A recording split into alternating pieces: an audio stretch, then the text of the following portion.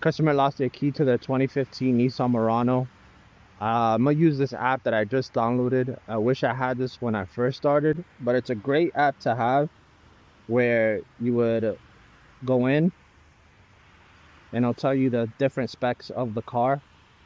It should give us back the key that it needs, some different specs of the vehicles and where usually to find the key code. We're gonna do the lookup.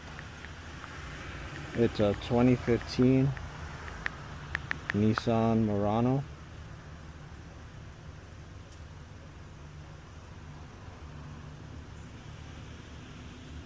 Pulls up the specs, like what kind of FCC ID the smart key is, what leash you need for the door, then what transponder ID.